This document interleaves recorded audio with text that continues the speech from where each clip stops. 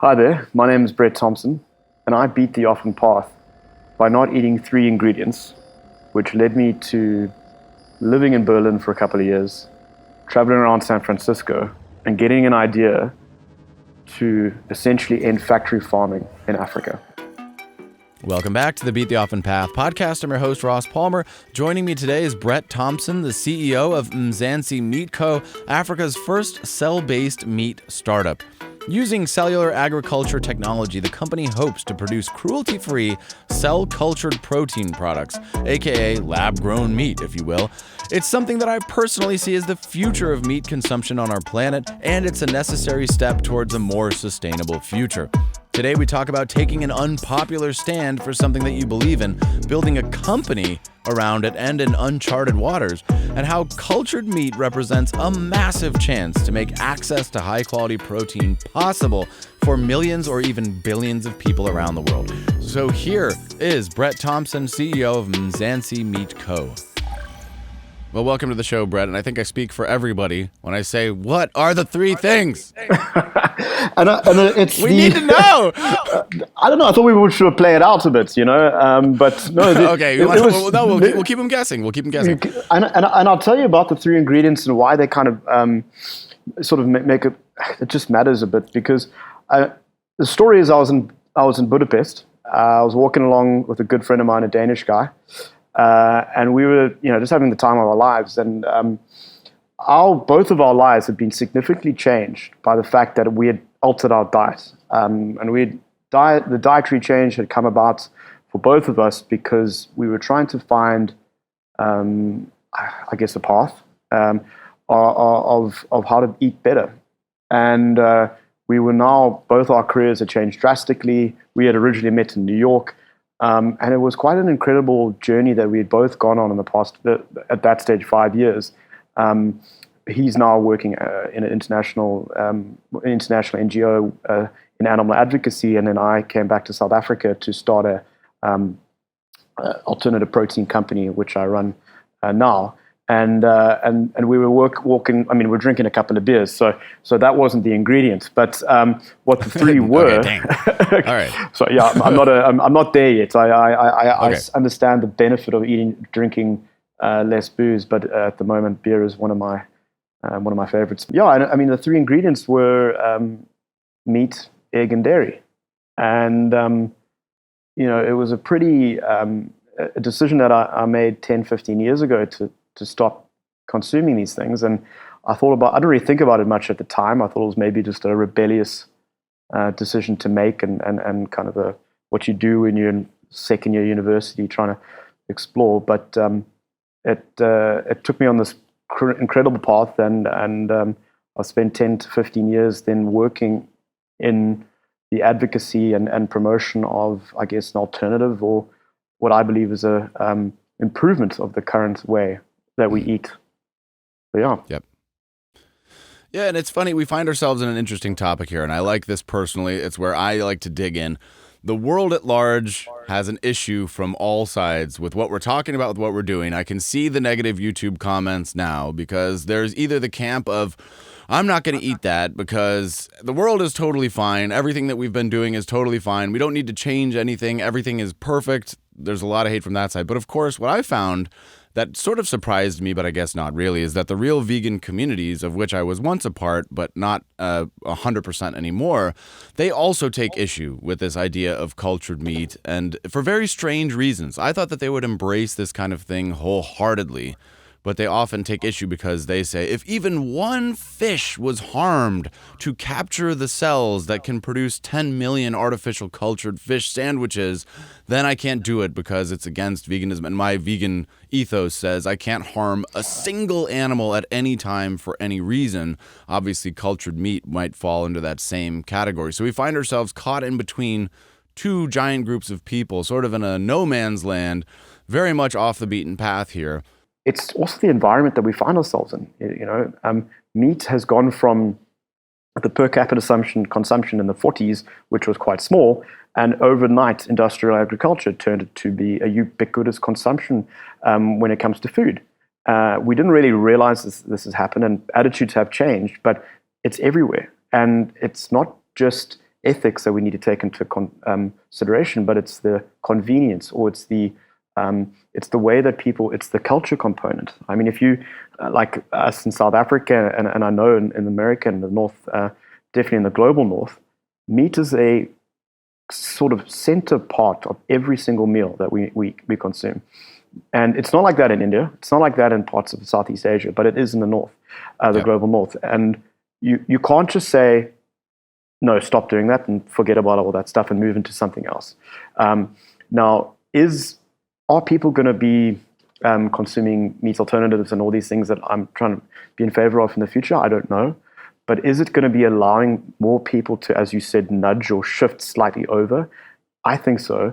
And I think it's going to allow for people for more choice. And as soon as these products become more readily available and almost commoditized, I think people, why would you want to continue consuming something, particularly if it's competing on price and maybe even cheaper? I'm rereading Plato's Republic, the dialogues with Socrates. And one of the things that I didn't realize the first time, Socrates was a vegetarian. And I find it very interesting that he's defining his new republic in that book, and he's building it from the ground up. And he first suggests an ideal republic where people eat beans and legumes and vegetable stews. And then somebody says, what about meat? And he says, oh, you don't want a perfect society. You want a luxurious society.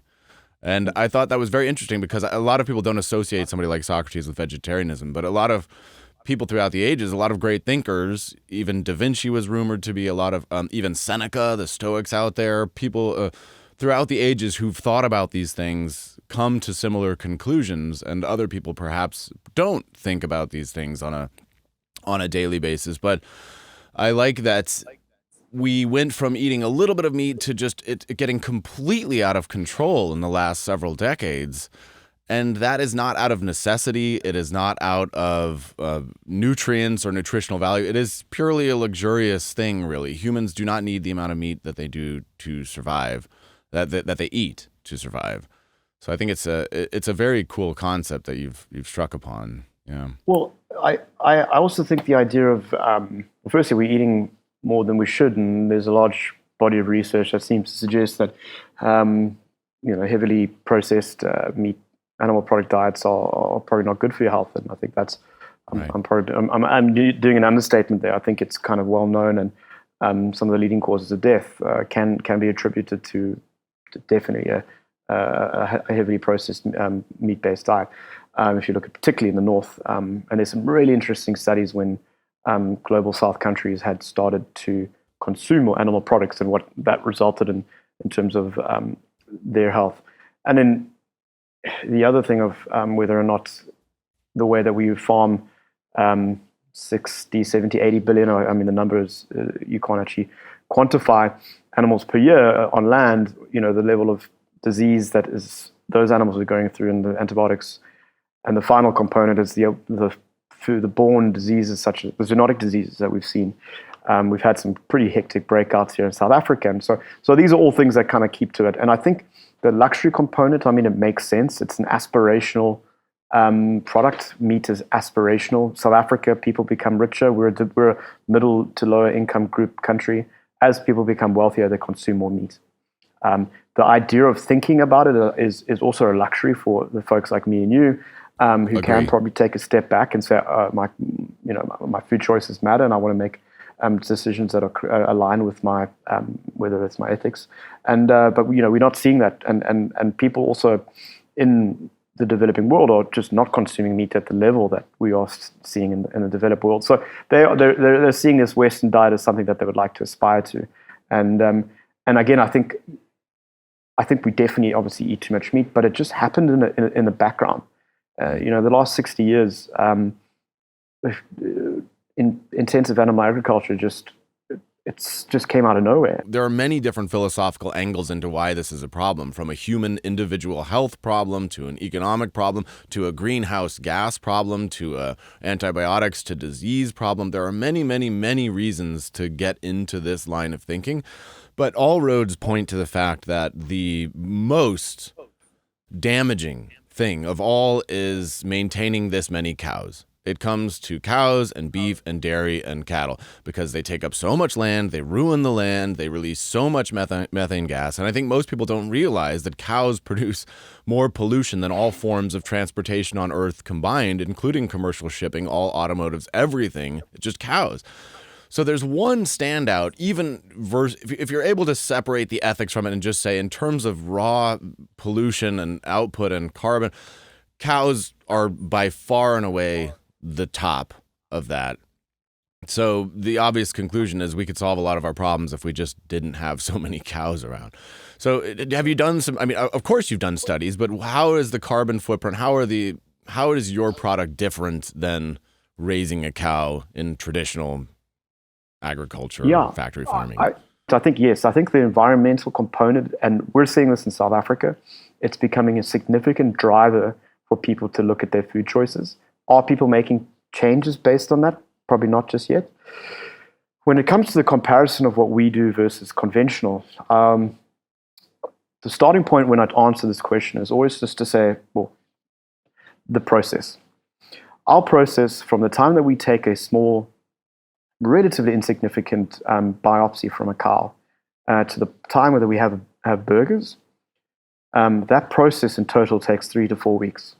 Wow. Okay, so from cell to burger, our process takes 4 weeks. Now, our scale is not there yet. We're still working on the scale of our production. But if our scale was at the production levels which we hope to achieve in the next 2 years, when we start producing tons and tons of meat, it still would require 3 weeks roughly for growth and about a week for maturation. A conventional process, the time that it takes to birth, or impregnate, birth, feed up, fatten up a cow is 18 months. It is in South Africa on average. So 18 months of resources consumed, of methane released, of land usage, and then also then the process of slaughtering is quite an intensive, particularly on water. We're doing it in an 18th of the time. So when it comes to the level of water, land usage, and then also methane gas generated, it's a fraction. It's a fraction across the line.